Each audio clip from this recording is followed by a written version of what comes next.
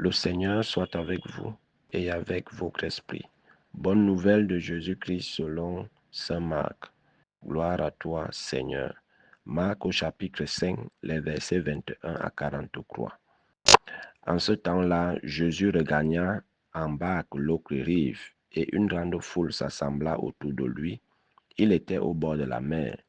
Arrive un des chefs de synagogue nommé Jaïr. Voyant Jésus, il tombe à ses pieds et le supplie instamment. Ma fille, encore si jeune, est à la dernière extrémité. Viens lui imposer les mains pour qu'elle soit sauvée et qu'elle vive. Jésus partit avec lui, et la foule qui le suivait était si nombreuse qu'elle l'écrasait. Or, une femme qui avait des pertes de sang depuis 12 ans, elle avait beaucoup souffert du traitement de nombreux médecins, et elle avait dépensé tous ses biens sans avoir la moindre amélioration. Au contraire, son état avait plutôt empiré. Cette femme donc, ayant appris ce qu'on disait de Jésus, vint par derrière dans la foule et toucha son vêtement. Elle se disait en effet, si je parviens à toucher seulement son vêtement, je serai sauvée. À l'instant, l'hémorragie s'arrêta et elle ressentit dans son corps qu'elle était guérie de son mal. Aussitôt Jésus se rendit compte qu'une force était sortie de lui. Il se retourna dans la foule et il demandait, « Qui a touché mes vêtements ?» Ses disciples lui répondirent, « Tu vois bien la foule qui t'écrase et tu demandes qui m'a touché. » Mais lui regardait tout autour pour voir celle qui avait fait cela. Alors la femme, saisie de crainte et toute tremblante, sachant ce qui lui était arrivé, vint se jeter à ses pieds et lui dit toute la vérité. Jésus lui dit alors, « Ma fille, ta foi t'a sauvée. Va en paix et sois guérie de ton mal. » Comme il parlait encore, des gens arrivent à la maison de Jaïr, le chef de synagogue, pour dire à celui-ci, « Ta fille vient de mourir. À quoi bon déranger encore le maître ?» Jésus, supprenant ces mots, dit au chef de synagogue, « Ne crains pas, crois seulement. » Il ne laissa personne l'accompagner, sauf Pierre, Jacques et Jean, le frère de Jacques. Ils arrivent à la maison du chef de synagogue. Jésus voit l'agitation et des gens qui pleurent et poussent de grands cris. Ils entrent et leur dit, « Pourquoi cette agitation et ces pleurs? L'enfant n'est pas morte, elle dort. » Mais on se moquait de lui. Alors, il met tout le monde dehors, prend avec lui le père, la mère de l'enfant et ceux qui étaient avec lui. Puis il pénètre là où reposait l'enfant. Il saisit la main de l'enfant et lui dit, « Talitha koum », ce qui signifie, « Jeune fille, je te le dis, lève-toi. » Aussitôt, la jeune fille se leva et se mit à marcher. Elle avait en effet 12 ans. Elle fut frappée d'une grande stupeur, et Jésus leur ordonna fermement de ne le faire savoir à personne. Puis il leur dit de la faire manger. Acclamons la parole de Dieu. Louange à toi, Seigneur Jésus.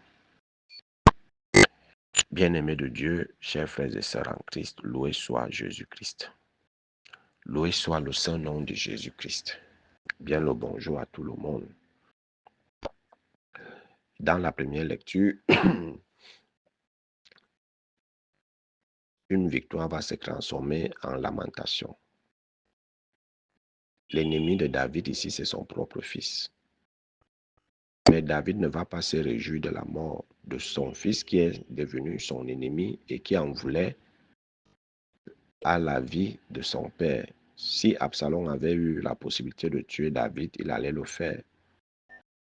David n'a jamais souhaité la mort de son fils, mais le sort a voulu que, dans sa turpitude, il trouve la mort en chemin.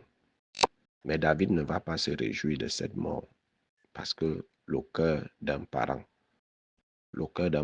quel que soit ce que l'enfant est, lorsque le malheur le frappe, toujours est-il que le cœur d'un parent est peiné.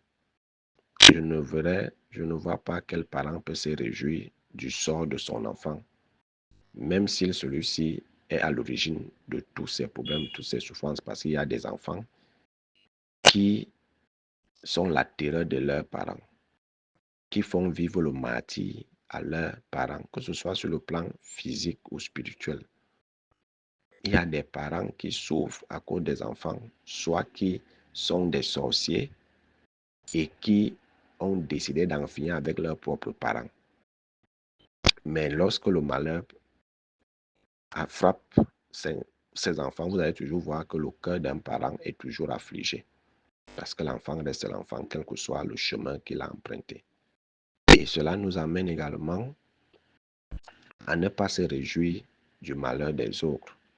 Que ce soit ton ennemi, il ne faut pas se réjouir de son malheur parce que beaucoup célèbrent souvent les défaites, la mort de leurs ennemis, visibles et invisibles.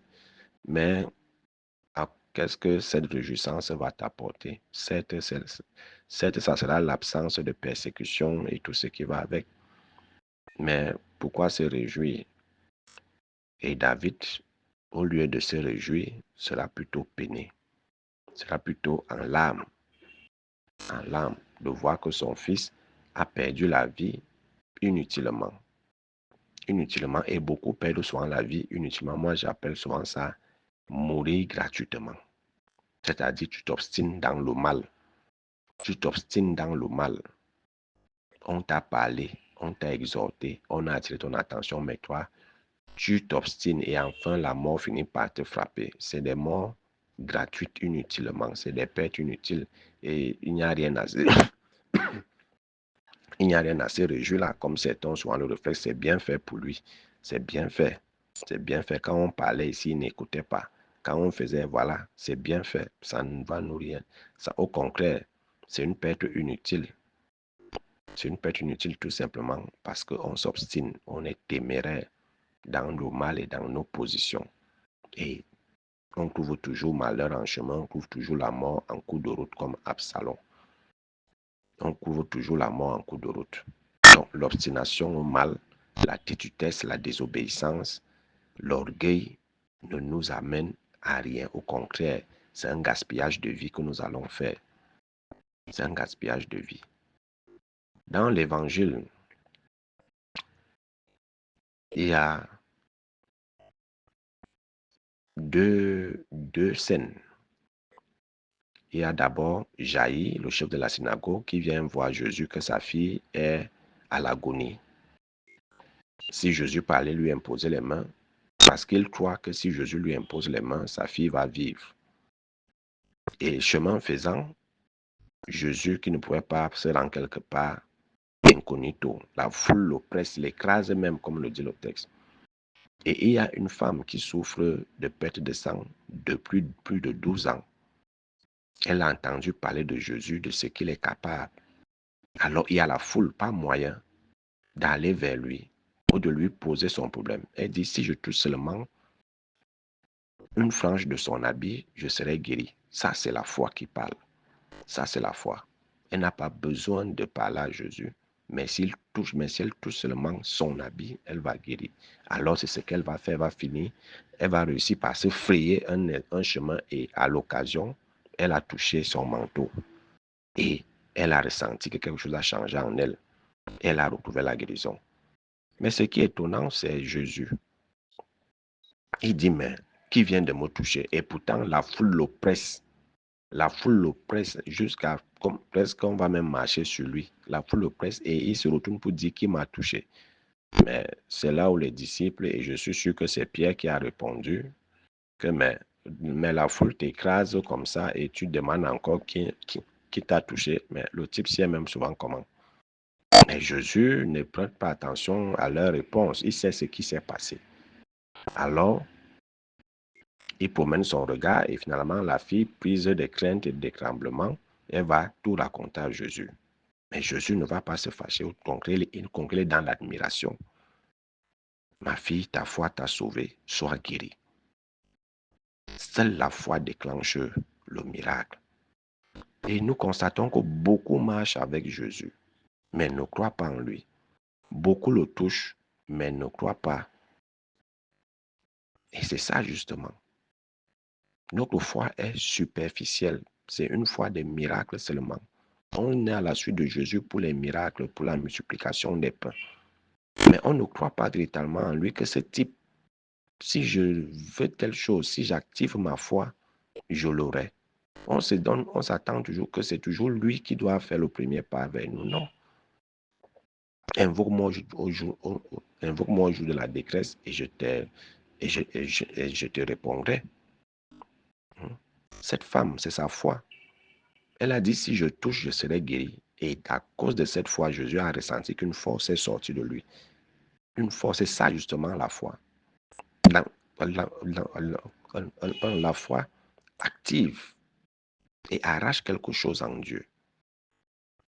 Et à chaque fois que notre foi s'exprime, Dieu ne peut que se dire, mais d'où vient une telle foi? D'où vient telle foi qui provoque un tel miracle? Et voilà que la femme a reçu sa guérison. Et Jésus confirme cette guérison. Ta foi t'a sauvé, sois guéri.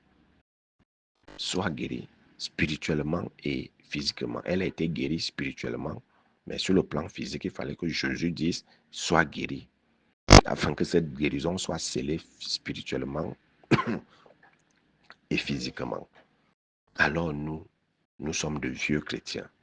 On est toujours là dans la routine de la vie chrétienne, une routine fade, insipide, sans saveur, qui n'a même plus, il n'y a même pas une once de foi. On dit je crois, mais on dit je crois des lèvres, mais au fond, on ne peut même pas provoquer un miracle. On ne peut même pas provoquer un miracle. On va dire comment encore toucher Jésus. Je vais vous répondre. Allez au Saint-Sacrement tous les jours si vous pouvez. C'est là-bas que Jésus se laisse toucher. Jésus se laisse toucher à travers les sacrements. La communion que nous recevons, c'est Jésus que nous recevons. Est-ce que nous sommes conscients que c'est le Christ que nous recevons quand nous communions au corps et au sang du Christ?